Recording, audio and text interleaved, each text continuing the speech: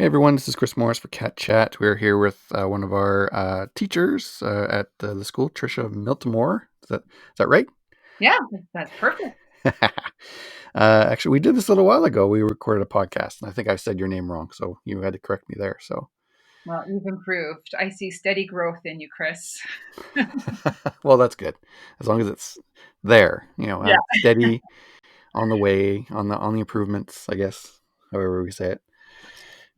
That's great. So, how are we doing today, Trisha? We just spent about I had 20 minutes trying to get this going. So it's working now, though, but it's good.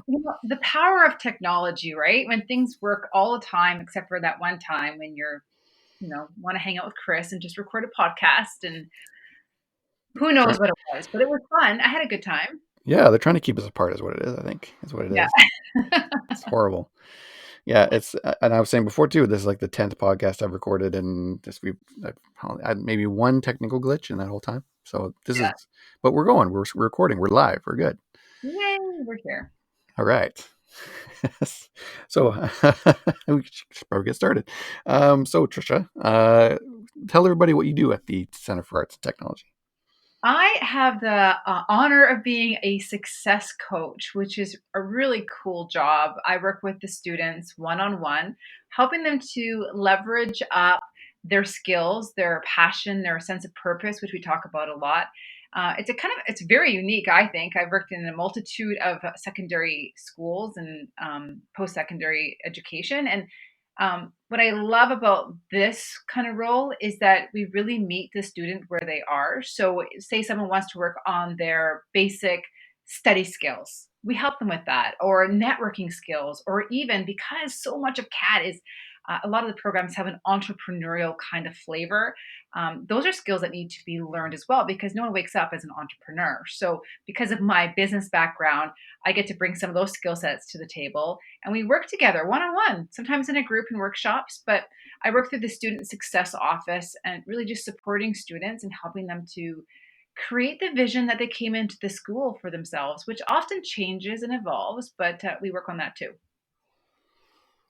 That's awesome. That's great. So, student success, is there sort of like a mission statement uh, with that name, student success? Is there anything that you have there for that? Well, I think the whole department wants to empower through education. The whole school does. And that really is a guiding force in everything that we do. So much of what we do is very personal with people, in that we really, again, help to support them with their unique situations. And that could be their unique situations in their personal lives. And as they professionally develop, I think that, our lives are one life, really. It's hard to separate the two. So, empowering through education, and that means not just the skills you learn, but so much more than that, right? For some people, coming to CAT or going to post secondary in general is a very scary thing. You're doing something completely new. For some students, they've come from a very small town in another province, and there's so much around that. I mean, I don't know about you, Chris, but when I think about my first time moving away from home, going to school, I'm like, I wouldn't want to go back. Right? I was like going back to high school. I don't know. You're so much to learn, and there can be so much anxiety, so much not angst, that's the wrong word, but just like worry, right? And worry for parents, worry for the student because it's a whole new environment. So we really help to soften all of that and provide some tools and resources so that people can come into the school and do their very best with as much support as possible. And that's awesome too, because from my job in marketing, I travel around a lot and talk to a lot of schools. And Cat, or whatever we're calling it this week.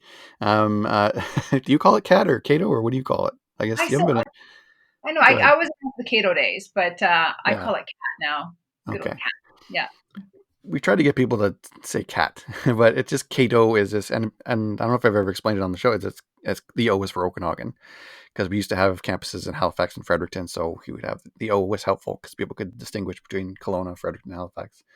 Um, um, but and I call it Cato all the time. It's my brain. But for I again going back to my point, I travel around and talk to a bunch of people from other schools, and when I say we have things like PDP and student success and things like that, they kind of look at me like I'm weird, and I'm making stuff up or whatever. But it's truly we are truly unique in that sense. Um, and what brought you to the school? Like, what did you hear about this program and wanted to be involved? How did that even come about?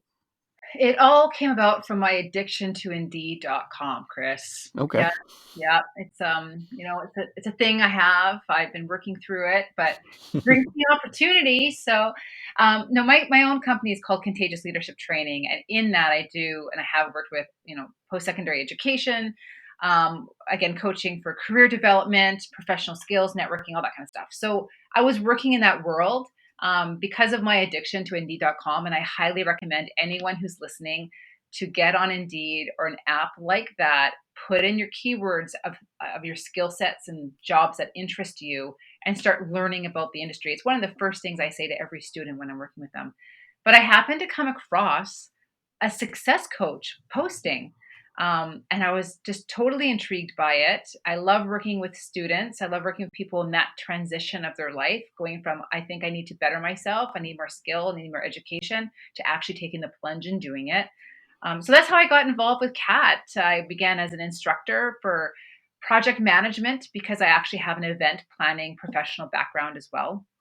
And then from there, it went into teaching some other courses, and then the success coach opportunity came up. So that was kind of my it's kind of my short and sweet story about how I got involved with CAT. And I'm really glad I have, because um, it's a big part of my world now, not only with the students, but with the team.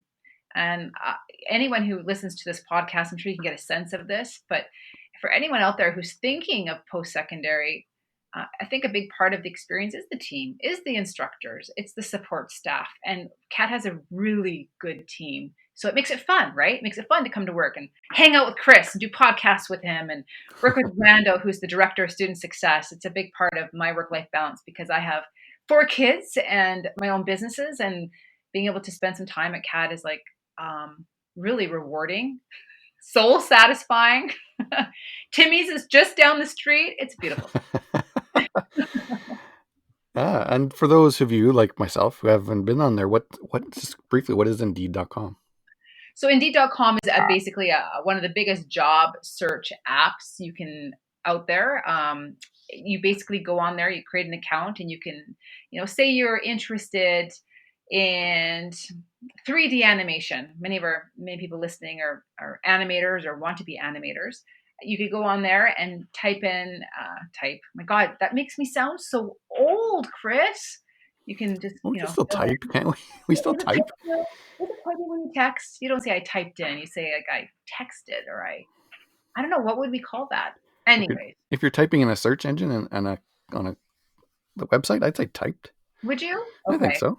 I'm gonna ask around and find out if we're just a little archaic. But Right anyway, now, so you should we put in pause the your show and ask around, or let's find out, okay? You put in your keywords. And at first, you may not know a lot of keywords if you're new to an industry, but over time, by using Indeed, you will learn them. So you just start with things that really interest you. So 3D, animation, even 2D, different things that could pop up the job postings. You put in your search parameters in terms of cities. I always suggest to a large city plus where you actually want to land, because then you can be exposed to the job opportunities. And over time, by doing that, you learn the language. You learn the language of that industry. You actually learn about opportunities you had no idea existed that pop up. And you're like, oh, wow, you can do that. And I think with awareness, we can create change. With awareness, we can have more informed decisions for ourselves. So that's why I'm a big fan of Indeed. I just think it's an opportunity haven. And even if you don't want a job, maybe you're at a different transition in your life, you're not necessarily looking for a new career, I still think it's healthy to keep an eye open just to know what exists out there. So if the time comes, you're a little bit more informed. that's cool. Yeah, absolutely. I should definitely check that out. What about like LinkedIn? Is that anything you do? Are you on LinkedIn? I love LinkedIn. I teach about LinkedIn. Wow. LinkedIn is, we include this in student success because it is a professional based social media platform. Social meaning you need to be on it, actually using it. But LinkedIn is powerful. I actually get contracts, I get opportunities through LinkedIn, and their job application, like not application, but their job, what am I trying to say? Their job search area, the jobs in LinkedIn are very similar to Indeed, and it's really powerful too. So I often look on both. What I Okay. like about Indeed is that it's kind of a fun app because every morning when you wake up, or once a week, or whatever you want to do, if you're not as addicted as I am, you can actually, it'll show you like 3 new jobs in this category, or 2 new jobs, or 20. And it's just fun to kind of check those off and look at them. Yeah, I get those emails from LinkedIn, but the job opportunities and things like that, because it's kind of interesting just to see what's out there. And if Mm, it's something that, someone else might, I know might would be interested in, I send them that info. So it's a very important. Yeah, yeah. absolutely. For you personally, what brought you to being a success coach? How did that come into your life? Oh, well, for me, I started as a speaker. So I was 17 and, freshly graduated from high school, and I decided I wanted to be speaker. It was a dream of mine for a very long time. I think from 15 on. And I basically started doing presentations in schools. And then I got a recommendation, and that led to more bookings. I remember at one point waking up, probably around 10, not like 5:30 nowadays. And I had a call, and I took the call. I'm like, hello, my raspy, tired voice. And it was a teacher wanting to book me for a presentation. I didn't even know how to respond to the call. Didn't even know how to handle it. Anyways, I've grown a lot since then. I'm now 40. 40. Um, that's right, Chris. I'm 40. I know you're shocked. I That's, know. I know. I It's thought you were okay. 29. I get it all the time. Yeah. Well, it's so weird to even say it. Yeah, so I was super young, and I just started speaking in schools on student leadership, which was what I was passionate about at the time. It was my purpose and my sense of how I could make impact. And then from there, it went to community workshops. I began hosting those for young people. And from there, it began to shift as I evolved and shifted to um, workshops for parents, because I was noticing a disconnect between what I was saying to the students and maybe what was being talked about at home. And I felt like the conversation needed to continue. So from parent workshops, it evolved into corporate workshops. And corporate workshops went into conference keynotes. And so now my company, the majority of the work I do is speaking, corporate keynote, training in organizations for team engagement. And then success coaching came as a result of that. So most people tend to be coaches, then speakers. I did the opposite path for whatever reason. And people would see me do a keynote or a workshop and ask for more. So from there, I created coaching programs and training programs and modules, online, offline. And that's what brought me to coaching, is that they just wanted more support, more training. So I created the programs, and that's kind of how it evolved. That's great. Honestly, that's wonderful that you were able to find that, especially so young too, that you kind of were able to do that. People normally at 17 years old aren't really into public speaking all that much. Not to generalize, but is that that's great. That's what I'm trying to say. Well, Good you're for so you. Got me tongue tied. It's funny though, right? When you look back on the history of your life, I remember seeing Oprah way back when live, and she talked about these kind of markers in your life where you show up doing things that are just really natural to you and are part of maybe your deeper purpose. And I mean, I was emceeing events in elementary school, and I always kind of stepped into that role because I was naturally attracted to it. So like you said, I think when people, if they're listening and you're thinking, what am I supposed to do with my life, and what is my role? What is my passion? What is my purpose? Start looking at those markers, those moments that just keep showing up that you find yourself doing it. Maybe for someone, it's you're constantly doing things in the community and volunteering. What element are you volunteering in? And what kind of parallels or patterns do you see? Because those can be a real big indicator about what your true passion and purpose are. So for me, it was always speaking. It was always being up in an audience for whatever reason. I know it scares a lot of people, but for me, it was very natural. I was drawn to it. Hmm. Yeah, that's something I was scared of as a kid, but now I do it for a living, speaking in Yeah. public and stuff. So it's something actually that the school brought out in me. I actually took the filmmaking course, and I had a small group in my class, and we actually had there was 6 of us, and then one dropped out, so we ended up with 5, and we actually had I say I refer to it as me being the least shy of the group. So whenever someone had to get in front of the camera and maybe do a camera test or say some lines, do some little acting even, I was like the guy, okay, fine, I'll do it. And so, but eventually I enjoyed it. And so now, and from there going into, getting the job in marketing, having to do public speaking for a living, it's like, whoa, I would never have guessed I would have done that even a couple of years before that. So it is something powerful when you find that voice. Right? And what I love about the work you do is you get to work, with young people, and I just think it's really cool that you can share information that can change their lives. Really, right? You can plant seeds of possibility, and that's pretty. That's pretty crazy.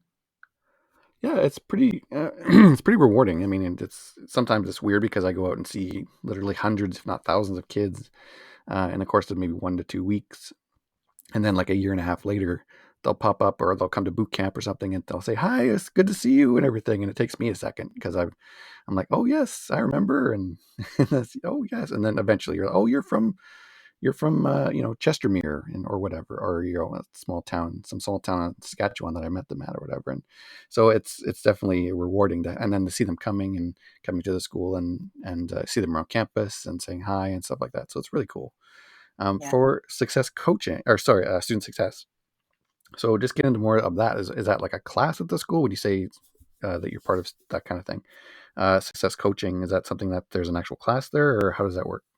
Well, at CAT, how it's designed very strategically is that there's actually PD1, professional development one, which is taught by Randall, who is a favorite amongst all students. I mean, Hmm. this man is just uh, a vessel of wisdom. I call it a lot of what he says Randallisms, because just being working around him, he just says these little one-off things, and I'm like, I need to write that down. That was I didn't even mean to make that deep, but it was so moving. So I'm a big fan of Randall. I really do admire the skills, experience, and his genuine ability to connect. So he does PD1, which is a beautiful program that all students go through to help them uncover really what it is about them. He describes it as like, opening up of a box and taking out of all your pieces and then putting it back together.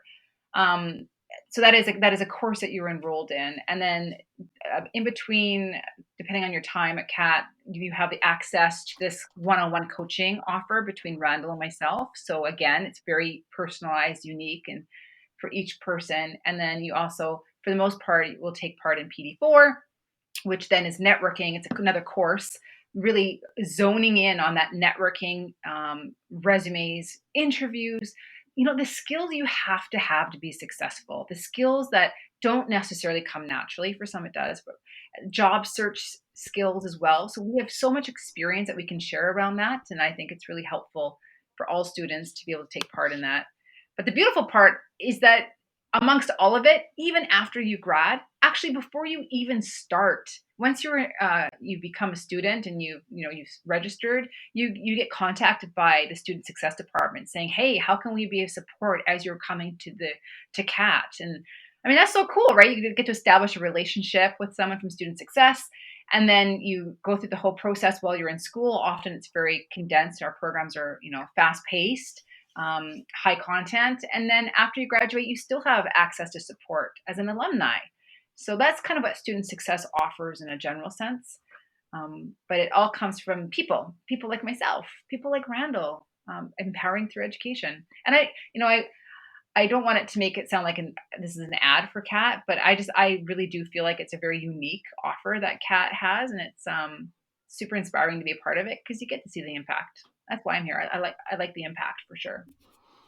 Yeah, absolutely. And like we were saying, it's unique to the school as well because between myself and we have like Ivan and Megan who do recruiting as well, and Mhm. then they have from there if they talk to us, then they usually will talk to the PAs, Mike or Rachel, and from there they sign up. They go through Jordan or Jocelyn, and then they actually get through that process, and then yes, then they actually sign up and sign the contract, and then they're on to you guys, you and Randall, and it's a great process. And but I know a lot of kids when they first start are probably kind of freaked out. They're like, "Why is this person calling me? What is this?" In a sense that they're like, uh, "School isn't for another month. Why are you calling me?" That kind of thing. But it is nice to have that sort of outreach and just to say hi, and I'm sure they appreciate it.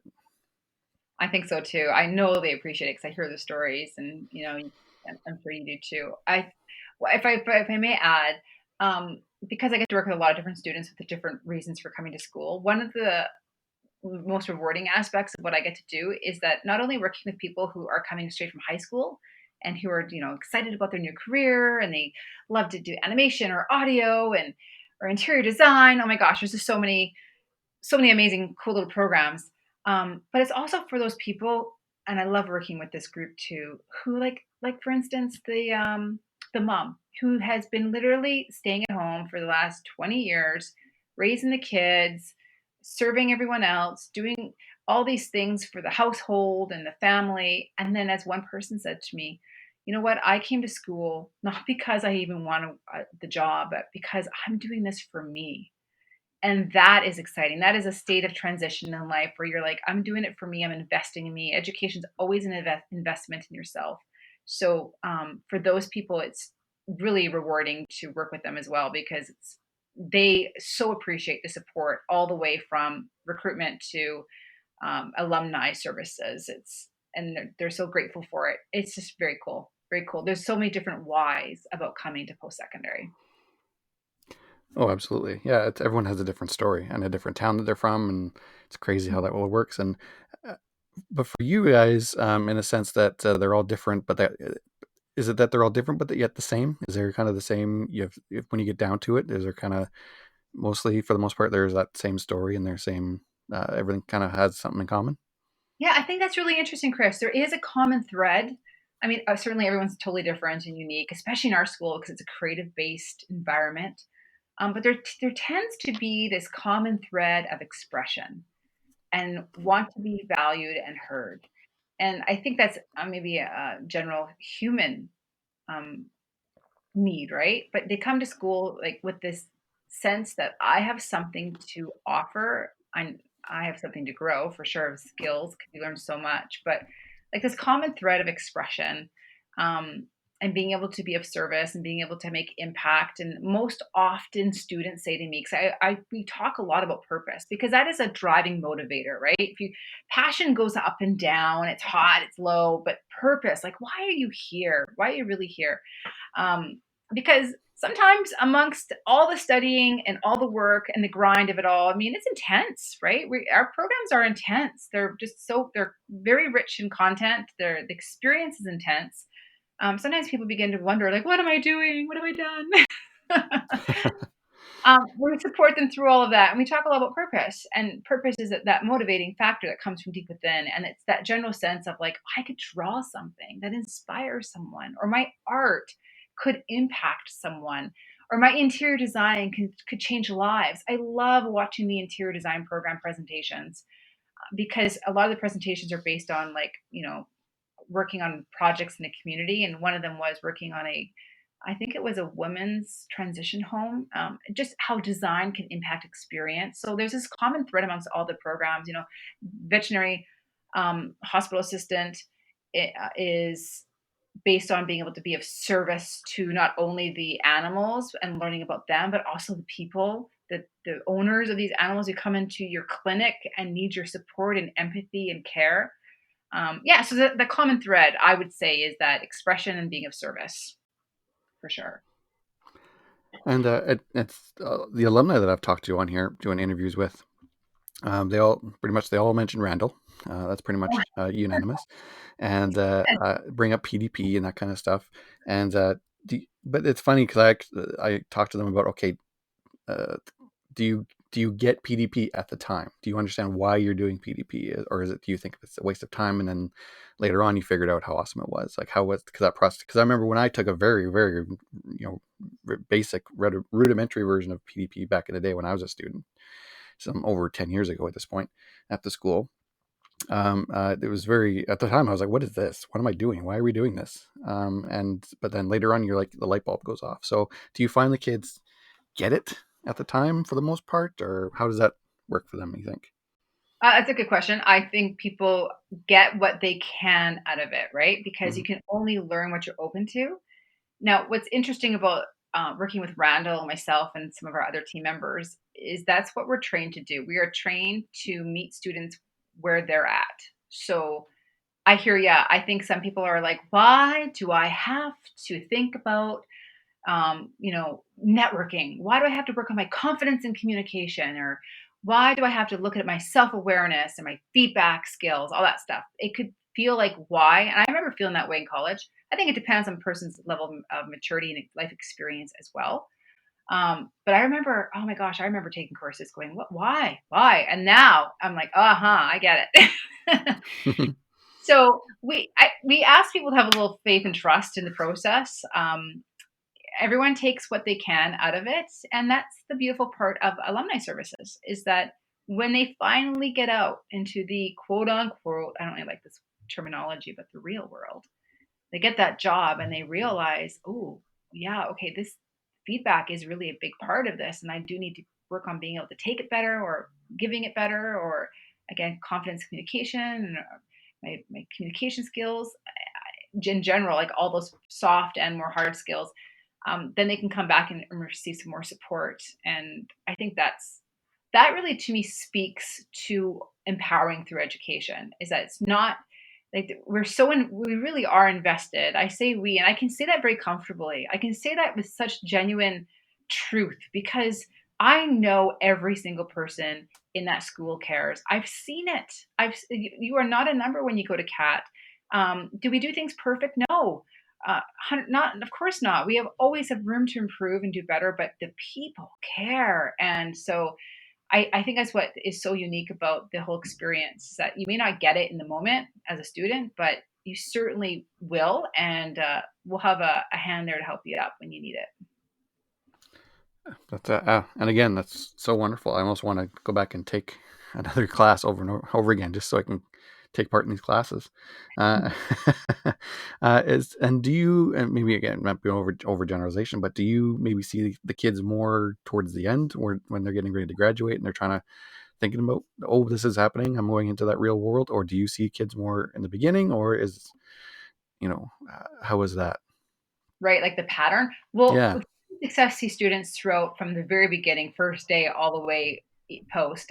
For myself, because of my skill set and my background and what I bring to the table at CAT, I tend to connect with students uh, closer to their final quarter, um, closer to the point where they're like, okay, oh my gosh, I'm almost done. I actually need to go find a job, right?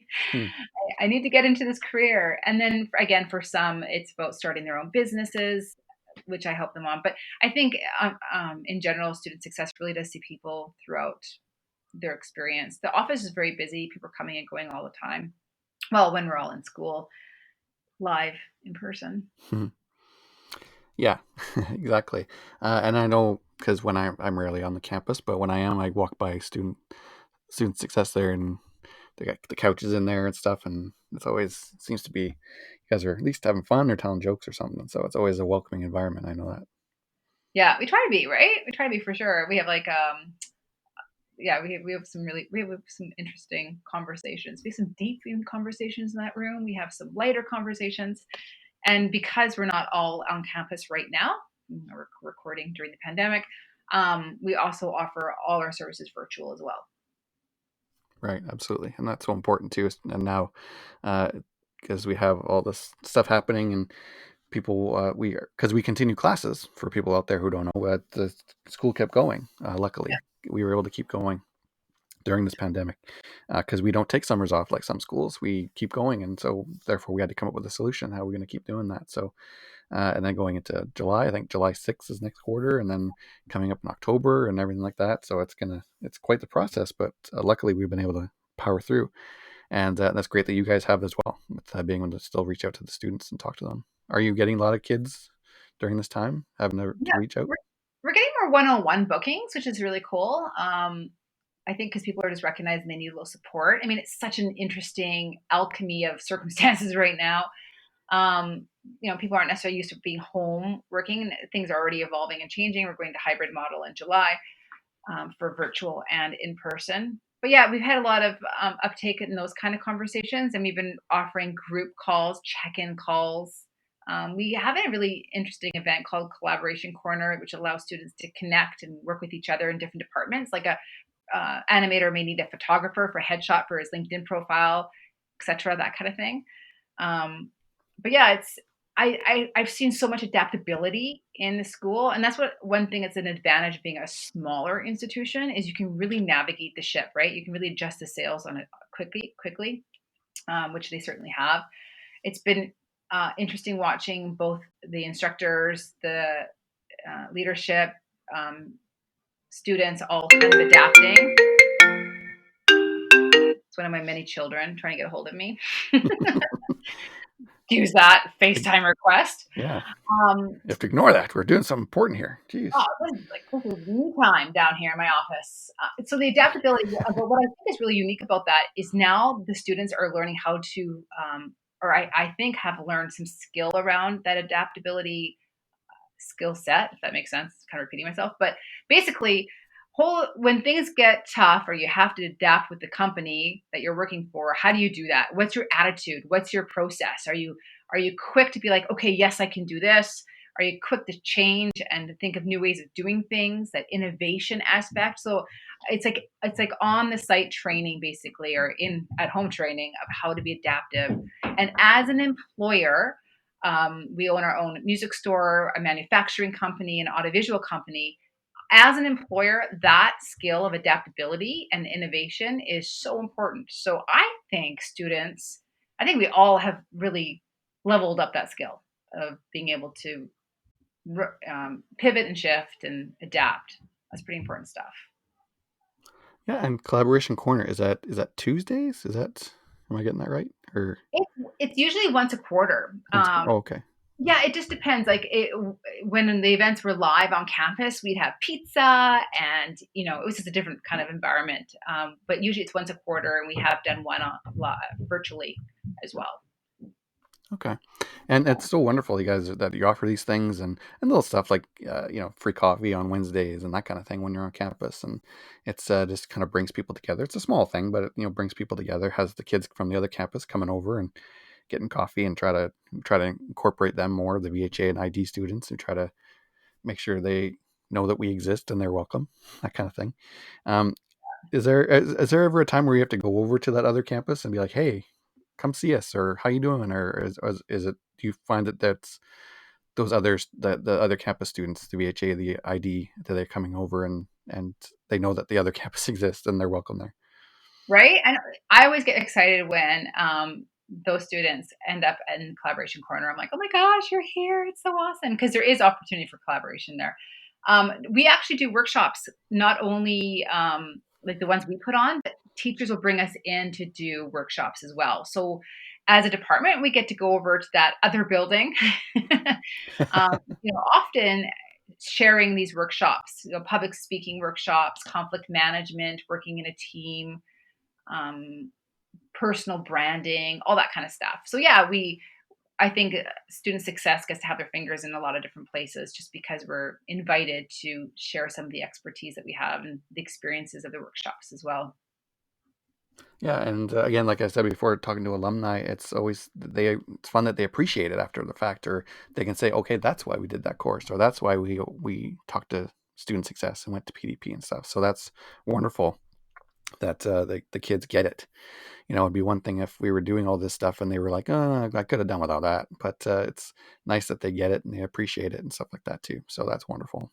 And it's very cool when alumni come back and they help to share that knowledge, right? And they share their experiences and um, talk about the importance of PD, and but more than that, just share their own experiences as they entered into the workforce. I love that. I think it's just so powerful. Absolutely. And again, going back again, just the alumni, because I've heard a couple stories where they were like a student, they maybe like had a job interview that didn't go well. So they immediately, even if they've graduated already and they had a job interview, but they immediately like just went back to campus and said hi to you guys and said hi to Randall and checked in and were like, maybe needed a pick me up or something. So that's great that service is there, and they think that service is there. They know it's there. It's something they could take advantage of. That Yeah. once they left, it's not the doors and shut or whatever. And we continually send job opportunities as well, which I love because that's every time a job opportunity gets sent out to grads, I'm like, oh, good luck. This is exciting. So the industry, we're connected with industry, obviously, with every program and department. Randall does a lot of work with industry relations, and people send us job postings all the time for some really unique, cool one-offs or even longer jobs too. So we send those out to all grads, which I think is a nice service. Oh, absolutely. That's a wonderful service as well. That's just like sort of ramped up the last few years because of Randall. I know that our students really appreciate it, that you guys do that, that you keep an eye out and keep an ear out. Because I know for experience, like, I go to a career fair or something, and someone will come up to me and say, "Hey, I'd like to get one of your students to work for free and stuff." And I'm like, "No, we don't really do that. Our students are busy with homework, so we try to promote them or try to push them towards well, you could actually hire an alumni. It's if you go on our website or whatever, or contact Randall or whatever." So that's something that we really and the students again appreciate I think so for it. sure. Very rewarding. Both Yeah. sides. So, you said you were doing this public speaking and all that stuff really early on, but is there something like a piece of advice someone gave you early on? Is there something that you can point at and say, oh, or maybe a piece of advice that you give out to students, something that would someone that's always something that you feel is important? I think if I can share this, it certainly has helped me in my career and my world. I mean, my career has not been linear. It's been so many ups and downs. I have very strong entrepreneurial bones, so I'm always looking at shifting, adapting, creating new. And I have 4 children, and so that my world is my own unique kind of experience, but it's always been up and down. And sometimes people can look and say, "Oh, look at what you've done," but it's definitely there's been a lot of challenges. And what has helped me through a lot of the challenges, certainly had a lot of coaches and help and support, is that to look at your life experience. So whether you're 18 or maybe you're 50 and you're thinking, maybe I should do something different for myself. I feel like I can contribute more. Or you are at a job, it's not fulfilling you. Maybe you're considering post-secondary education, and this is not about like trying to convince people to come to CAT or go to post-secondary. This is just general wisdom that I have learned and have applied to my own life. But maybe you're looking for a little shift or a change, or you're in a certain circumstance and you're like, I'm not sure if this is serving me. I want you to think about your life experience as pieces of puzzles, and no matter what you're doing, you're adding to your puzzle base. And the more pieces, the more different experiences you have. So say yes to opportunities, try different things, expand yourself, get comfortable with being uncomfortable, grow and evolve. And those pieces, they come together. I've done so many different things. I went to post-secondary for event planning. So I got a diploma in event planning. We've owned music stores, we do manufacturing. I worked in a public relations department of a public education institution. I worked radio for 18 years, part time, doing this, doing different shows, that kind of thing. I feel like I've done a lot of different stuff. And, I could be like, oh my gosh, am I wasting my time? Or they were all pieces of the puzzle. And what's so interesting, and I challenge people to like look at your pieces and put them together. What opportunities can you create for yourself by putting them together? Because surely your pieces are so unique from everybody else's. And have faith that the pieces you're putting together will eventually they'll jive up in some way. Maybe not now, maybe not in 6 months, maybe in 2 years. And the other little piece, and I hope this is helpful, because it certainly has really served me, is that there is a time and a place for everything. So, you know, opportunities will come back. You might have to say no, or you may not feel like it's the right one right now, but trust that gut instinct and remember that there is a time and place for everything. And for me that was applied because I was busy having kids, and I love my family, I love my kids. I also have strong drive for other goals in my life as well. So sometimes I had to say no to opportunities because I have other priorities. So recognize that your priorities are always shifting and evolving, and you don't have to marry your ideas, you don't have to marry your goals. You have to be able to be like, okay, I'm going to adapt and shift them as I go. So who I am as a mother of 4 is very different than who I was as a mother of 1 or before I had kids. And so my goals have really shifted, my priorities, and my what brings me joy, fulfillment, and satisfaction. So I don't know if that's helpful, but it's certain those pieces of wisdom have really served me. And I hope for anyone who's listening, whether you're considering post secondary, a new job, a new relationship, or whatever the case may be, I hope those 2 pieces serve you too. Yeah, and it's great that we appreciate that. like some of these kids again, they're coming from a small town in Saskatchewan. Kelowna might be a big city for them, so Right. it's not just that. It's not just about, okay, I'm going to go to a school, I'm going to sit at a desk, and I'm going to learn about graphic design or interior design or whatever animation. It's like they're this step into adulthood, so to speak. If they're like, because a lot of our kids are like 18, 19, 20 years old, Mhm. moving out for the first time, extending their birth. As far as some kids have never left Saskatchewan. Now all of a sudden they're moving to BC. Putting all their stuff into a car and heading out, and Mhm. they have to try to maybe find a part-time job. Maybe have to find an apartment for the first time. Probably have to do laundry on their own for the first time. So it's good to have that support system there, that we have that. So just in case someone wants to come and chat and feel some normalcy, some sort of normalcy. I know kids, for a while there. I know the leading cause of dropping out for students was that just homesickness. Is that something you experience? Like, you talk to the kids about, just being Oh, for away from sure. home? Yeah, I know as a mom, it breaks my heart, right? Because I could just Yeah. feel like I just know that kids love their comfort and their, but it's a process of growing. And I think that our office, everyone, instructors, oh my gosh, anyone that they're talking to in the school wants to support them through that experience. They kind of have to go through it themselves, but we are there to soften the edges and to be a listening ear and to provide some perspective. And another element too, which I think is useful, is our ability, not our ability, but our desire to support parents. So I have conversations with parents a lot of the times as well, who just need to be need to know that their kids are in a place where people care. They're not going to be ignored. If we see warning signs of anything, we actively communicate with each other about that, right? Like in terms of teachers telling student success and that kind of thing. So when it is warranted and when it is wanted, and we can have communication with parents, and it just helps everyone to feel a little bit more comfortable.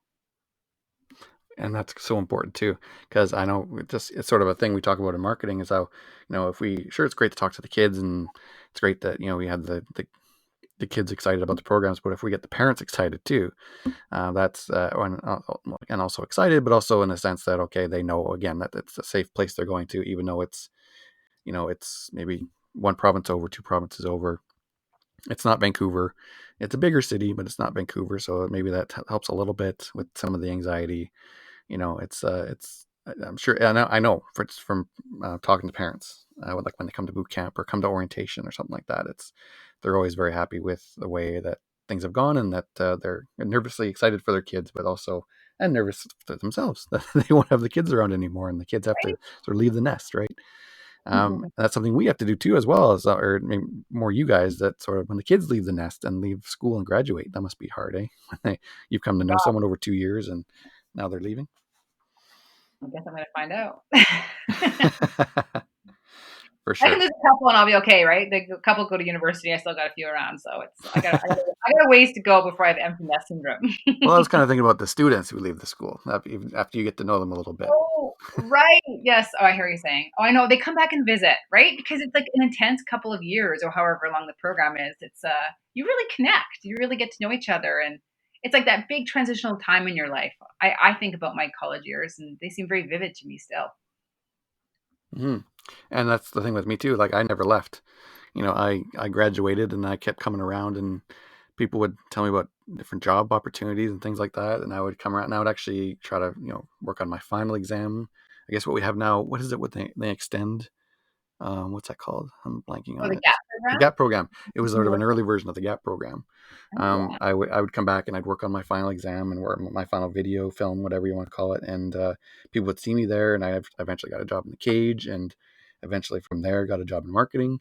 So it's just, I've never left the school. So I You're like appreciate, yeah, pretty much at this point, yeah. Yeah, appreciate the kids who come back and say hi and pop in and stuff like that. So it's great that they feel safe doing that too. her. Are you originally from Kelowna, or did you move here? Or? I'm an Okanagan girl. I was born in Kamloops. Then I did my high school years in Vernon. And then when I got moved back to Kamloops for college and university, and then when I got married, I moved to Kelowna or West Kelowna. Okay, So and there's you're actually a Miltimore Street, Chris, in Summerland. there's a what now? Sorry. Miltimore Street Okay, name, yeah, in named after Summerland. you. Well, not me, but, past lineage, Well, yes. maybe it is. They just don't know it yet. They had no idea what they were doing at the time, but Yeah, yes. they didn't know, but they will eventually. They will know. Yeah, it's kind of cool. Yeah, and your businesses you keep mentioning. Can you talk more about those specifically? Sure. Well, yeah, my personal company is Contagious Leadership Training. That's the speaking and coaching. But my side of the family, I was born and raised in an entrepreneurial environment. We have a music store now in Kamloops, and we manufacture guitars. They're called River Song guitars, and they're a totally different way of actually building a guitar. So that's my side of the family, and I'm involved with that to a certain level, to a certain extent. And we also own an audiovisual company, which is a big part of what we do. And it's really cool. We've had many interns and we've had grads work for us as well. But we're talking like festivals, sound production, recording studio installation, large installations, all the way to like, working with hotels and being their preferred service provider for meetings and events too. Very, very cool. Hmm. Cool, cool. So, yeah, we usually wrap these things up with sort of a rapid fire, some questions here, just so get to know you a little bit more. So, are you PlayStation or Xbox? Neither. Neither. So, do you read books instead? What do you do in your spare time to kill time? I don't have spare time. Work, take No, care of that's not kids. true. Everyone has some form of spare time. I listen to audiobooks when I'm driving by myself, which is a rarity. And I work on my business when I have free time amongst all the other stuff going on. I'm a big audio fan myself. What's the last audiobook you listened to? It's called, oh, I don't even remember the name of the title, but basically it's about what consciousness is and social consciousness, like how the brain actually is conscious. It's so deep, Chris, that I literally am taking 3 months to get through it because I can only listen to like 10 or 15 minutes at a time and I have to really think about it. But it's fascinating. I think it's the social mind. Let me look this up for you right now, Chris. I want Sure, sure. people. I want Well, and while you do that, because I travel, I drive everywhere, so I get oh, audiobooks and I can listen to one audiobook, at a time. I can't imagine like 10 minutes at a time. Even when I'm, commuting back and forth when I have to go into the office from Penticton, I get a good chunk, an hour of listening time in, whether it be a podcast or an audiobook or whatever. So I right. listen to lots and lots of stuff. So It's so good. I get through so many books. Consciousness and the Social Brain, super deep, very fascinating. I mm, also recently listened to the Tina Fey biography. Wouldn't It's okay. I wouldn't recommend it. yeah, that's a good And one. then Did you listen to the Amy Poehler one? I haven't yet. No, Okay, I've heard that one's pretty good. yeah, it's good. Okay, morning person or night owl? Definitely morning person. Yeah. Do you have a favorite sport, either to play or watch, or Um, Not really into sports. you More could like a you trainer, okay, weightlifting kind of girl. okay, you could say no, or pass or whatever. Do you have Ooh, a okay. favorite article of clothing? What I have on right now, Chris, which I've been wearing for about 3 months. It's just a really comfy shirt, Batwing shirt. It's driving me mad. I've pretty much got into a routine of what I'm working from home, sort of Yeah, a the laundry I save yes, on exactly, it. or just buy 10 different shirts of the same kind. Uh, Yeah. Worst job you've ever had? Oh. Ever work at a restaurant or anything like that? I never really lasted long at the restaurants. I would always, yeah, no. I can't say I had a really bad job. I had a lot of bullying experience in a workplace once.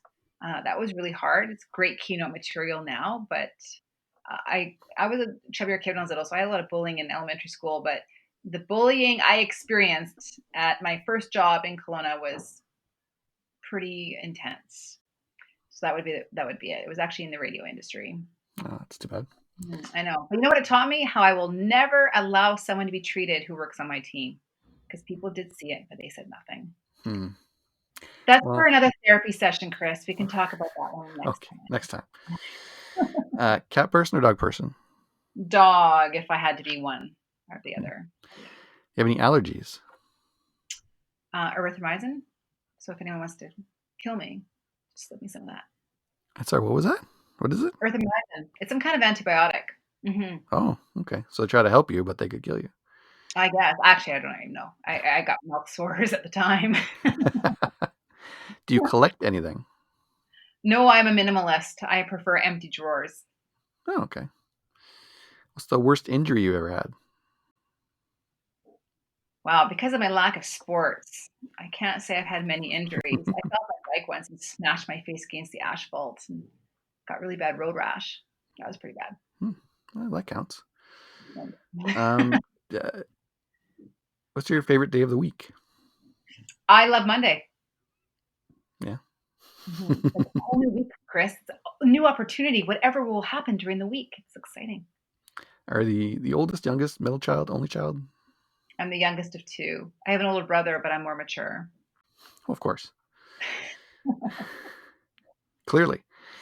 Clearly, yeah. Um, if you go to the convenience store, are you more likely to get a bag of chips or a chocolate bar? 100% chocolate, usually chocolate almonds. It's a superfood. Well, great. That's it. That's our bonus round. That's, yeah, I think we're done. So, any more anything else to put out there to the masses who might be listening to this, who might be thinking about coming to Cato? No, basically, you know what? Give us a call because I would love to chat. Obviously, you speak first to the program advisor, but just know that we're all in the wings waiting to be of support and help make whatever choice and journey you have ahead of you as easy and as fulfilling as possible. It's pretty exciting around there, Kat. I agree. It's one of those reasons I've never left. Is just like you've got that energy there, that creative energy and supportive energy as well. Mm-hmm. And it's funny, I like being out there on the road talking about a place, and it's but I'm constantly uh, impressed by what our school has to offer. Especially, I mean, during this time, like I just said a couple weeks ago, trying to, or I guess a little while ago now, but trying to figure out how we're going to continue during this pandemic, and the school came through, and I've heard nothing but good things. Maybe a few glitches here and there, but I've heard nothing but good things. So that's going out on the road to tell people how great the school is isn't a hard job. So, Yeah. and especially with you and Randall there too as well. Oh, thanks. Well, thanks for having me on. It's been fun. Nice to chat with you. Absolutely, always a pleasure.